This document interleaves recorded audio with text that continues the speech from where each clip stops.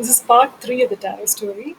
I asked for guidance from the higher self, and the first card that I got is Know You Are Loved.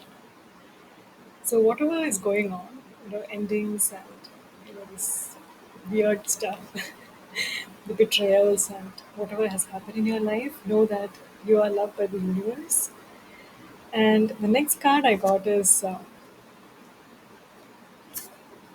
Breathe Through the Tension and Go Deeper. So, both these cards are the sign of Scorpio.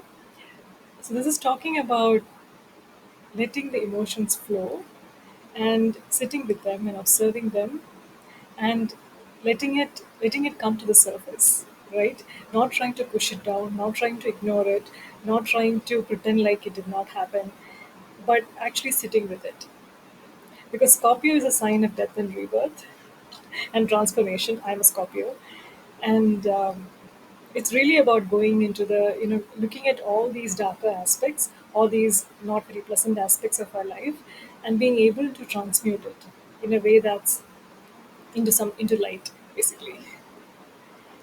The other card that I got was Know Your Worth and Step Up and Lead. So these two cards, again, these are earth sign cards. So it's talking about um, dealing with any kind of overcoming any kind of self-worth issue. So we talked about the inner child earlier in the second tarot story, the second part of the tarot story, where the inner child is still trying to heal some issues regarding an authority figure, right? And those kind of issues can actually result in doubting our own self-worth, because our self-perception is usually determined by our experiences in our childhood, the way we see ourselves. And if we don't see ourselves positively, then it extends to our adulthood, and we may not see ourselves as worthy of something or deserving of something, and as a result of seeing ourselves in that particular way, we may not go after things, right? Go after our dreams, uh, or whatever we want, actually do want in our life. So it's talking about consciously seeing this, like looking at the fears that are coming up, and seeing the wounding for what it is, and actually realizing that no, you are worth everything that you want in this life, and all you need to do is step up and lead, that is, go after them, or take decisive action with regards to these dreams. So aside from the higher self, the message from the higher self, I also asked what kind of aspect would we be embodying as a result of this transformation, right? So because when we go through these intense changes in life, it results in upleveling, and upleveling usually means that we end up triggering or bringing up certain archetypes or certain parts of ourselves which were not very dominant. And the reason for this is because we need those parts during the process of transformation. So, for instance, if earlier our creativity was not so great, when we go through certain changes, we may need to bring out that creative side. We may be in need of it, and then it gets triggered.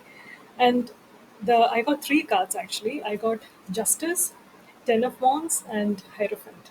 So I think the archetype is the Hierophant, which is the wise shaman within us, right? So that is the archetype that we would be embodying as a result of the transformation. And what this says is, so Justice is talking about um, balancing the light and darkness. So you can see, so in this particular card, there is the sky and the darkness. There is, like, the younger version, the older version, two sides of the sword, light and dark. So I feel like it's talking about balancing our light and shadow, because a lot of fears and shadows are coming up during this time. So balancing them, or maybe this is being balanced by the universe. There's a karmic balancing also just happening, and this is happening because you're leaving a lot of stuff, the old stuff, in the past, and moving forward with a light baggage. Sorry. So here you can see that she's leaving like a previous home perhaps, and leaving like three wands behind, and she's only carrying I think seven wands, and moving forward with not much stuff.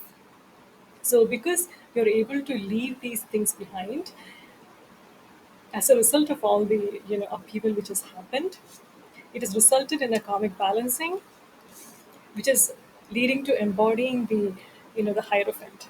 So the hierophant is and look at this hierophant also, he's like so happy. So most hierophants in most decks are not does not look like this. So it doesn't just symbolize like spiritual ascension, but it's also talking about being more joyful and happy in life.